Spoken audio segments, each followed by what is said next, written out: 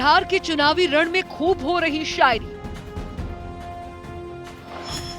शायरी और कविता के सहारे सियासी प्रहार। बिहार में चुनावी बिगुल बज चुका है और सियासी पारा लगातार हाई है। क्या एनडीए, क्या महागठबंधन, हर तरफ से जमकर शब्दों के बाण चलाए जा रहे हैं। कोई नेता एक दूसरे पर वार पलटवार करने का मौका नहीं छोड़ रहा।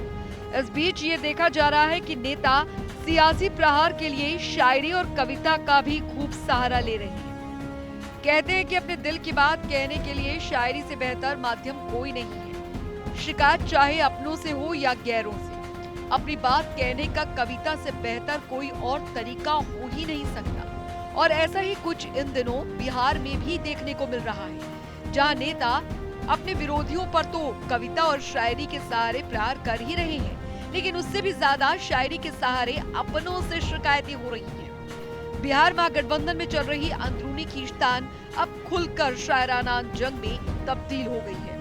आरजेडी नेता मनोज झा के टूटे धागे वाले तंज के कुछ ही घंटों बाद कांग्रेस सांसद और शायर इमरान प्रतापगढ़ी ने भी एक शेर के साथ पलटवार किया है, जिससे बिहार का सियासी माहौल और गर्मा गया है। वहीं कुछ दिन पहले एनडीए के सहयोगी उपेंद्र कुशवाहा ने एक्स पर पोस्ट कर अपने दिल का हाल बयां किया था। दूसरी तरफ जितन राम मांझी ने भी कुछ दिन पहले कविता के सहारे एनडीए से सीटों की डिमांड की थी। मनोज झा ने शायराना अंदाज में कांग्रेस को दी चेतावनी।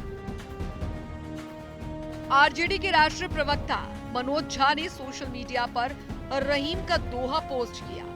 इसमें उन्होंने लिखा, रहीमन धागा प्रेम का मत तोड़ो छिटकाए, टूटे से फिर ना मिले, मिले गांठ पड़ी जाए। इस पोस्ट को सीधे तौर पर कांग्रेस के लिए एक चेतावनी माना गया। मनोज झा ने इशारों में साफ कर दिया है कि अगर गठबंधन टूटा तो दोबारा जुड़ने पर भी रिश्तों में गांठ पड़ जाएगी। इस शायराना तंज का जवाब देने में कांग्रेस ने भी देर नहीं की। मनोज झा को इमरान प्रतापगढ़ी का जवाब।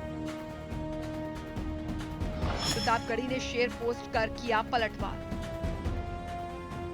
कांग्रेस की तरफ से मोर्चा संभालते हुए सांसद और शायर इमरान प्रतापगढ़ी ने भी एक शेर पोस्ट किया। उन्होंने लिखा, पानी आंख में भरकर लाया जा सकता है, अब भी जलता शहर बचाया जा सकता है। प्रतापगढ़ी के शेर के गहरे राजनीतिक मायने निकाले जा रहे हैं। उनका जवाब ये संकेत देता है कि कांग्रेस अभी भी गठबंधन को बचाने के पक्ष में है। हालात को संभालना जा सकता है। पानी आंख में भरकर लाना विनम्रता और सुलह की इच्छा का प्रतीक है, जबकि जलता शहर बचाया जा सकता है का मतलब है अगर प्रयास किया जाए तो गठबंधन को टूटने से बचाया जा सकता है। उपेंद्र कुशवाहा ने भी कविता के माध्यम से दिखाई दी नाराजगी। एनडीए में सीट बंटवारे का ऐलान तो हो गया, लेकिन ये अपने पीछे असंतोष का धुआं छोड़ गया।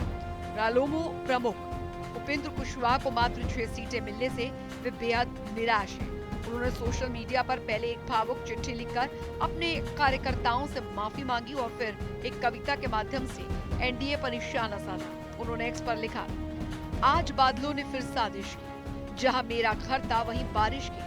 अगर फलक को जिद है बिजलियां गिराने की, तो हमें भी जिद है वहीं पर आशियाना बसाने की। उपेंद्र कुशवाहा का ये पोस्ट ही एनडीए से सीट बंटवारे को लेकर उनकी नाराजगी बताने के लिए काफी माना जा रहा है।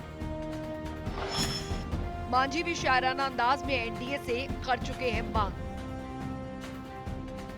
एनडीए में लंबी माथापच्ची के बाद सीटों का बंटवारा तो हो गया, लेकिन जितन राम मांझी इस फॉर्मूले से खुश नहीं है, क्योंकि मांझी अपनी पार्टी के लिए 15 सीटों की मांग कर रहे थे, लेकिन उनके खाते में सिर्फ 6 ही सीटें आईं। सीटों पर बातचीत के दौरान मांझी ने भी राष्ट्रकवि दिनकर की कविता के जरिए 15 सीटों की मांग रखी थी। उन्होंने एक्स पर लिखा था कि हो न्याय अगर तो आधा दो, यदि उसमें भी कोई बाधा हो तो दे दो केवल 15 ग्राम।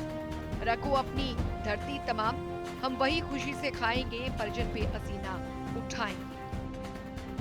हालांकि मांझी की तमाम कोशिशों के बावजूद उनकी मांग पूरी नहीं हुई। बिहार चुनाव को नेताओं के शायराना अंदाज ने और ज्यादा रोचक बना दिया है।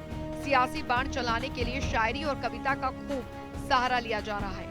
और इसका उदाहरण जीतन राम मांझी, उपेंद्र कुशवाहा और इमरान प्रतापगढ़ी जैसे नेता हैं। कुल मिलाकर बिहार में सियासी पारा लगातार हाई है, लेकिन लोगों को नेताओं का ये अंदाज खूब पसंद आ रहा है। ब्यूरो रिपोर्ट, जनता टीवी।